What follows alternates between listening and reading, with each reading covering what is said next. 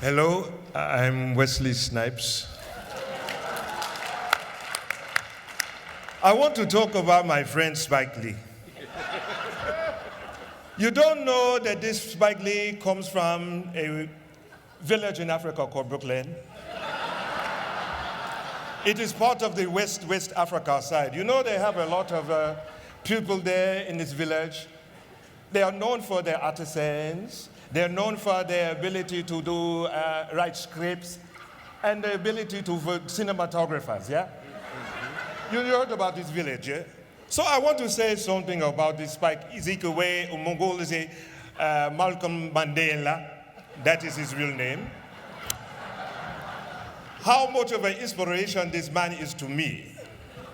He's an inspiration because I learned a lot about patience. Working with this man, yeah, a lot about patience. And I'm going to tell you a quick stories, and I'm going to give these movie stars here their time. A couple of years ago, I was with Spike, and I had the honor of coming with him to the Oscars to represent the beautiful Queen Mother Ruby Dee. Spike was her date, and I was the bodyguard. When, after the show, the award show and everything happened, and we're going out the way, they said we can go up to the party. So Spike said, Wesley, come with me to the party. I said, oh, I'm going to a party with Spike. This is good, yeah. To the governor's party. We get up to the desk, and the little girl says, so, excuse me, sir, do you have your ticket? And Spike says, oh yeah, we have a ticket. He pulls the ticket out, but it's the wrong ticket. It doesn't have the little orange or red strip on it, you know, to get upstairs. So the lady says, do you have your ticket? He says, this is the ticket. He says, no, sir, this is not the ticket. I'm sorry. Who are you? He says, my name is Spike. She said, what do you say? She said, my name is Spike.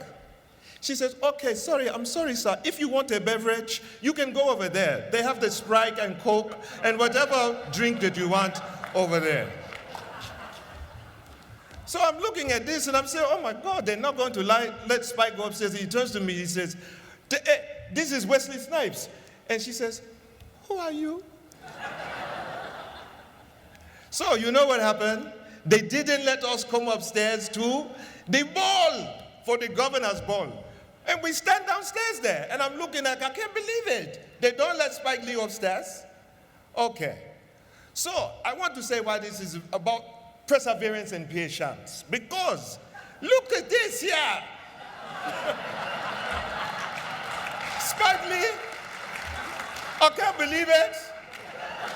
They didn't want you to come upstairs before the years. But look, and now they're giving you an award.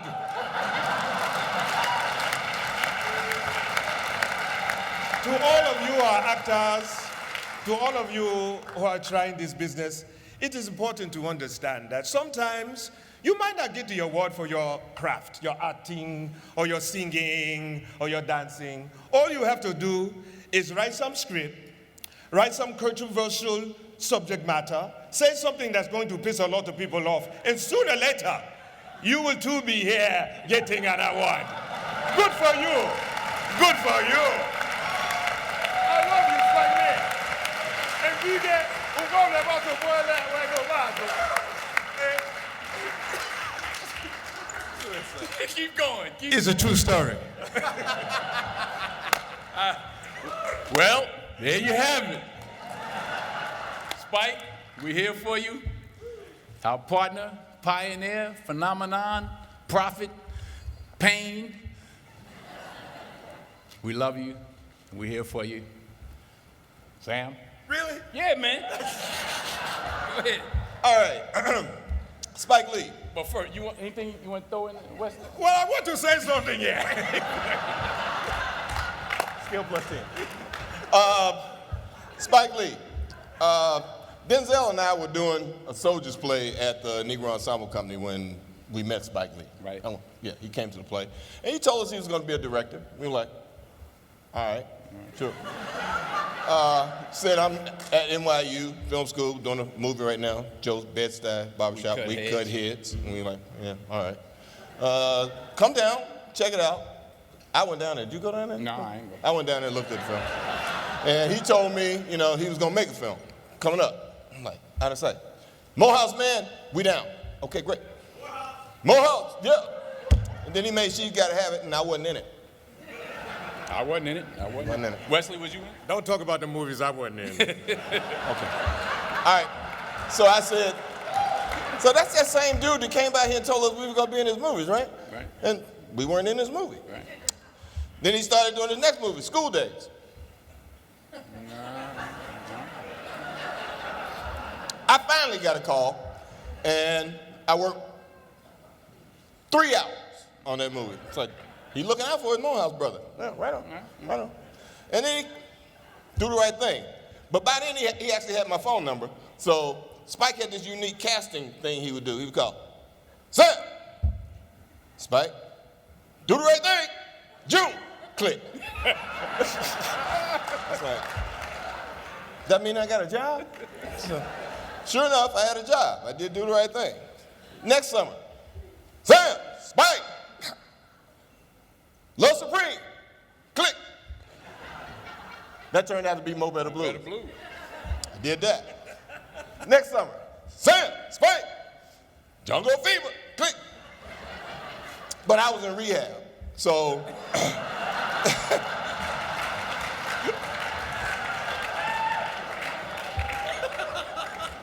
So thank God, Spike didn't recast the role because I was in rehab, because I was actually in rehab because I had done the research to do Jungle Fever, which actually worked out very well for me, which got me to Hollywood, which was awesome. I remember that.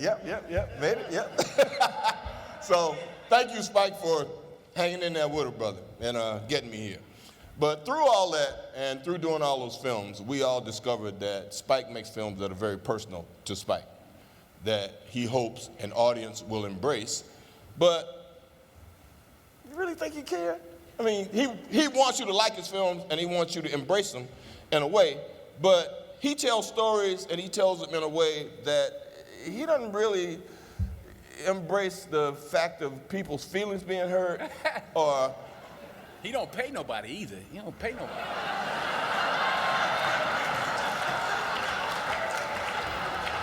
Well, we did. Did you get paid? Did you get paid? I used to steal Nike stuff out of the basement because we had all that stuff stashed in the basement. So I'd go down and get some shoes, shirt, something, you know. But yeah, scale plus 10. Scale plus 10. Me, baby.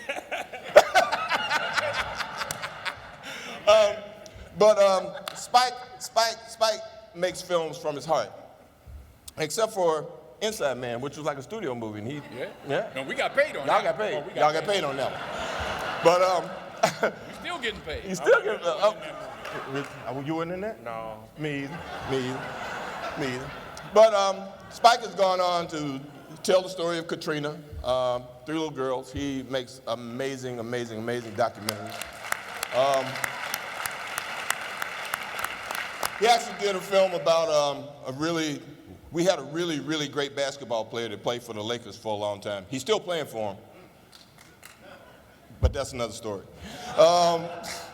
And he makes these wonderful films and documentaries, and he's told the story of our people in his way. And his politics are the politics of, I guess, an American anarchist in a way. And I like that about him. I've always been, I guess, on the other side of that also. So it's been a wonderful journey with a wonderful friend who inspires me a lot. And it was always wonderful to have the summer at Spike Lee's film camp with all the wonderful actors that were around us, Bill Nunn, Fish, Dee, Wes, Giancarlo.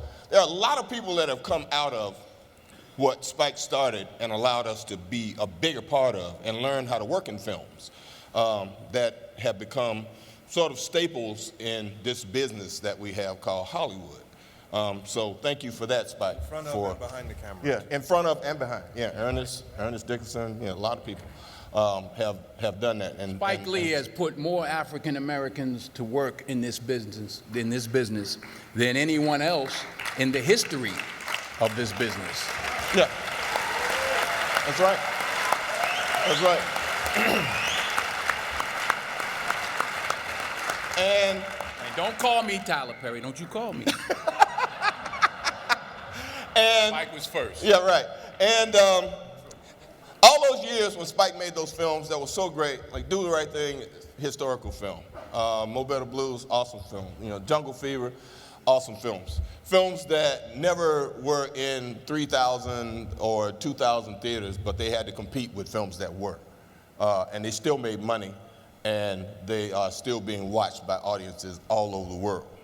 And he's inspired an amazing number of young African Americans and Hispanics and Asian people to go out and learn the film business and become film directors, because he made it viable to tell your story your way.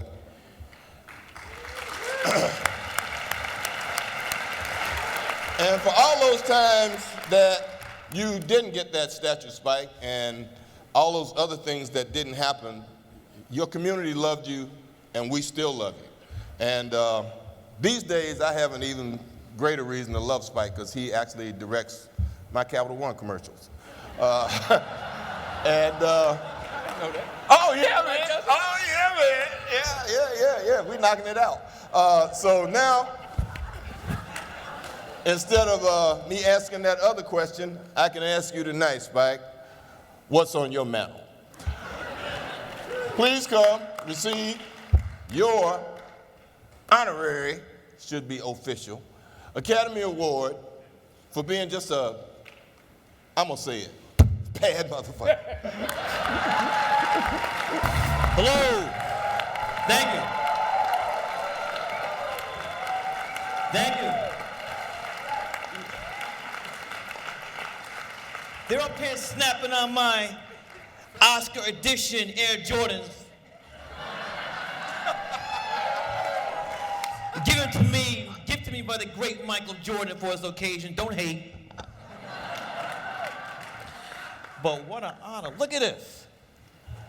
Denzel, my Morehouse brother, Samuel Jackson, Wesley Snipes. God damn.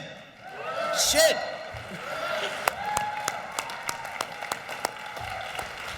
All right, well, I gotta, you guys, when you chose that song, A Change to Come, yeah, it's been a long time coming. So I want to thank Cheryl Boone Isaacs, the president of the Academy of Motion Picture Art and Sciences, trying to bring some flavor up in here. We need some flavor up in here. I want to thank the Board of Governors. I'm very sorry Debbie Reynolds is not here tonight. We'd love to meet her in person. And Jenna, it's an honor. And I know one's done this, but I got to give love to my table because people come a long way. Mr. Gene Friedman, my man, his son Dylan, my agent Tony Howard, and her partner David Yarnell, one of Brooklyn's finest, Mr. John Turturro. My longtime producer, John Killick. The wonderful Latanya Richardson Jackson. Where are you, Latanya? My siblings, David Lee, Sankey Lee, Joie. Now, David, I don't know if you were looking at the photographs earlier. He has been my unit photographer from film school NYU. So all those great photographs of me he took. I told him he needs to make a book. My sister Joie, many of my films. My brother Sankey Lee, who's the videographer. My sister-in-law Trace Elligan. My two children who are now in film school. They go to my alma mater, where I'm a tenured professor. Tenured for 15 years. I've been teaching film at New York University Graduate Film School. So, thank you. My great, wonderful in-laws, George and Lillian. Louis, my father is not able to be here tonight. And then my lovely, strong partner, wife, Tanya. Tanya, stand up. Stand up. Now, if you see my body of work, I call it BT and AT. So you see my body of work before Tanya and after Tanya, dealing with women, you could tell where I got married. So thank you for that. All right, I'm gonna take my time. As they say in church, take your time. Like black church? A little bit. How'd I get here? Well, I was born in Atlanta, Georgia, but I grew up in Brooklyn, New York.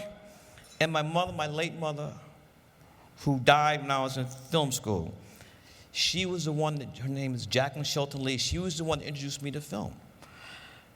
My father, a great jazz musician, he hated movies.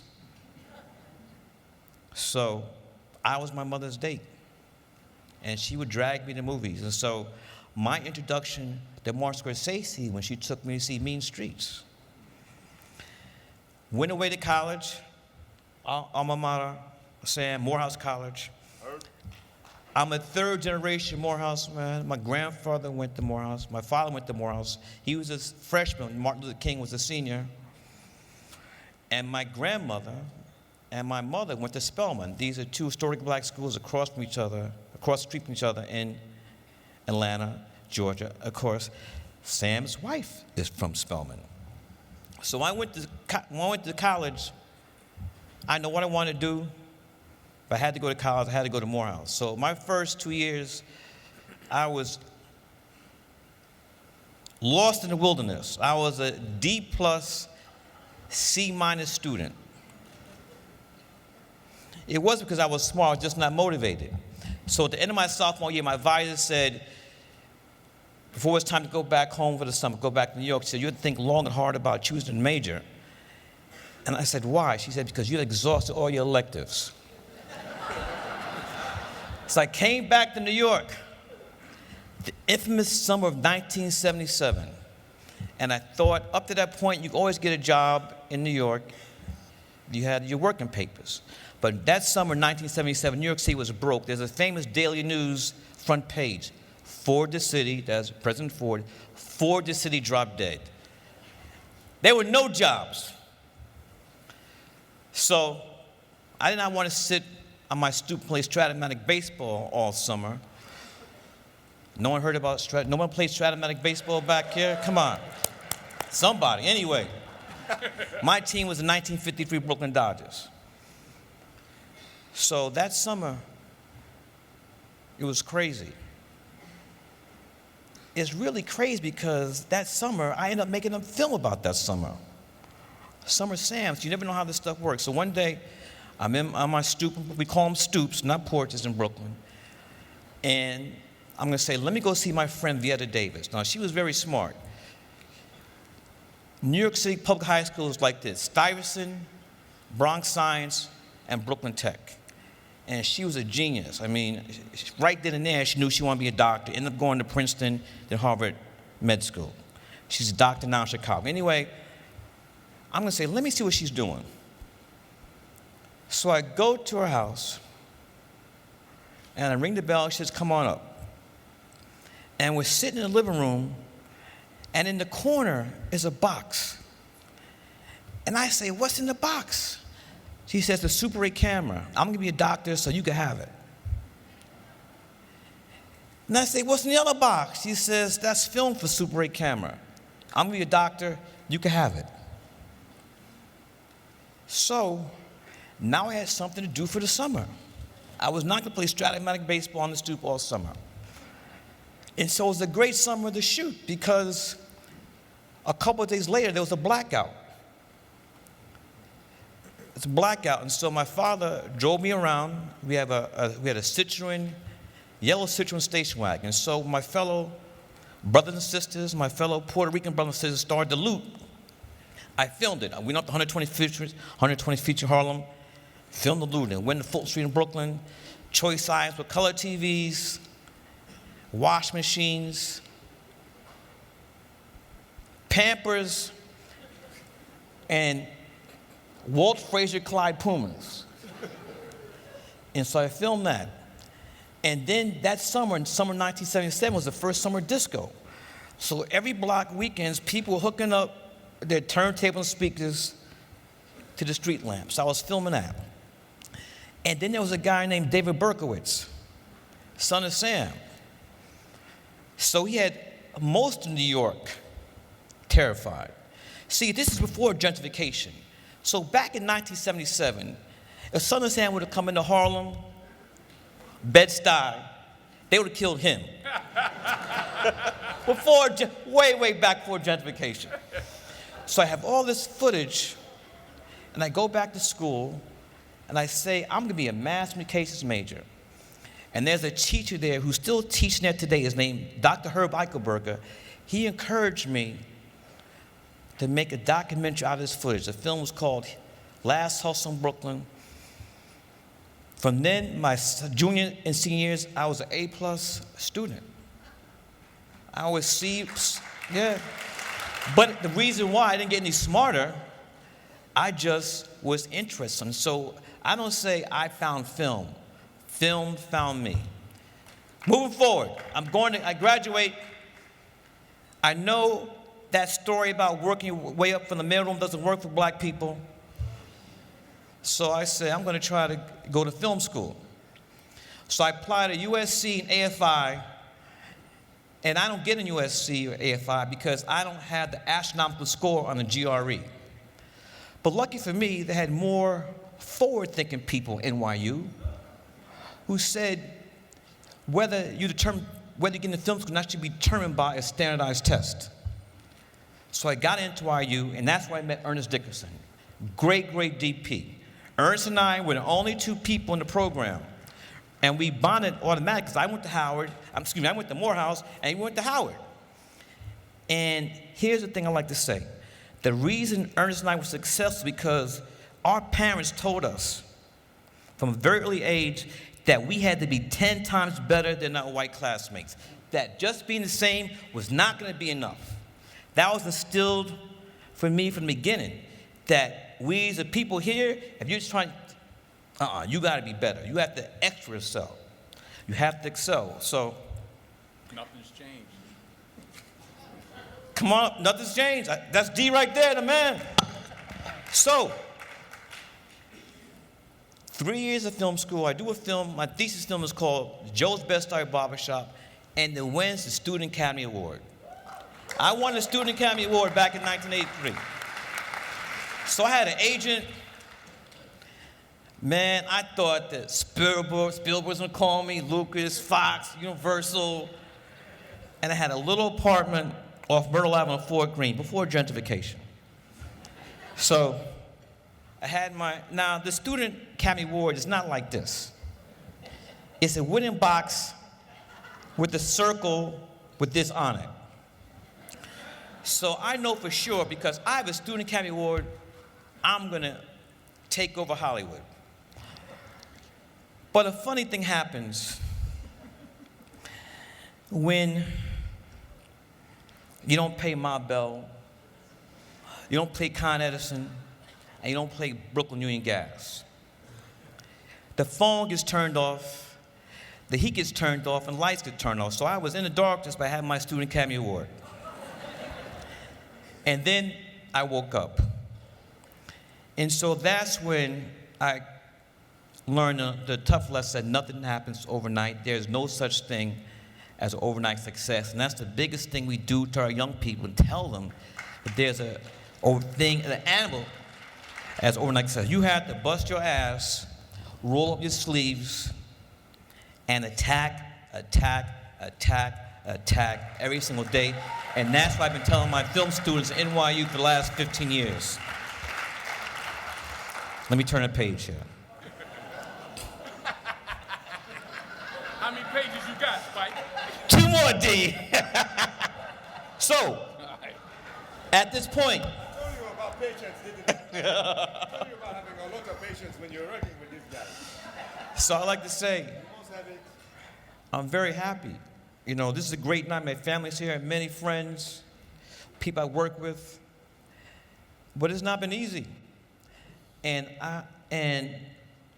I'm just as proud as this award as the people we got into this industry, behind and in front of the camera.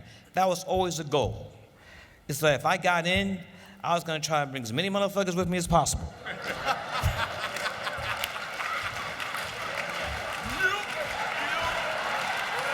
I said, be like public enemy, bum rush the show. Cause we're coming in here. Malcolm X. We're getting ready to shoot Malcolm X. And we're meeting with the Teamsters. I say, sir, Tommy O'Donnell. I said, sir, do you have any black Teamsters? He says, no.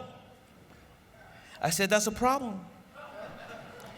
I said, until you get some black Teamsters, we're gonna have the Fruit of Islam drive trucks. And if you wanna come to the set and fuck with the Fruit of Islam, come on. Next day, 5 black Teamsters showed up. But some people don't do that, but I don't care about that. I knew I had to make changes like that, or we wouldn't be where we are today. In closing,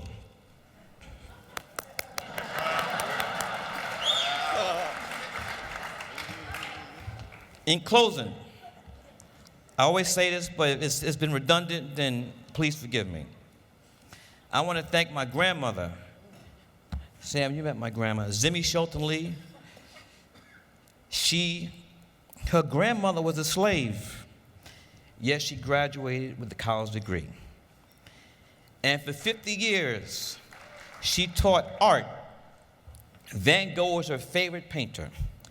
For 50 years, she taught art in the state of Georgia, and for 50 years, she never had one white student because of the Jim Crow laws in that state.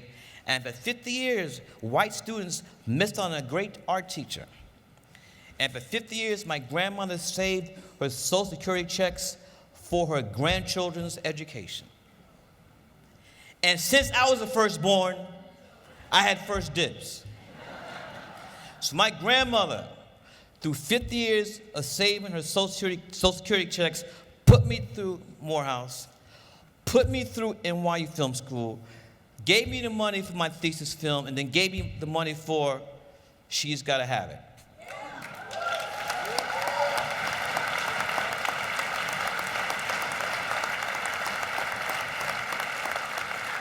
And I want to commend the President Cheryl Boone Isaacs, because she's trying to do something that needs to be done. I don't know if you noticed, but the United States Census Bureau says by the year 2043, white Americans are going to be a minority in this country. And for all the people out there who are in position of hiring, you better get smart, because your workforce should reflect what this country looks like. And I'm gonna get real here. Everybody in here probably voted for Obama, but when I go to offices, I ain't see no black folks, except brother man at the security guard who checks my name off the list as I go into the studio. So we could talk, yabba, yabba, yabba, but we need to have some serious discussion about diversity and get some flavor up in this. This industry is so behind sports, it's ridiculous. It's easier to be the President of the United States as a black person than be the head of the studio. Honest. It's easier to be the President of the United States than to be head of a studio or head of a network. Let's leave Oprah out of it. She doesn't count. So, President, keep it going. I know it's tough. We've got a long way to go. Peace and love to people in France. And my last thing is Brooklyn in the house. Brooklyn's in the house. Thank you very much.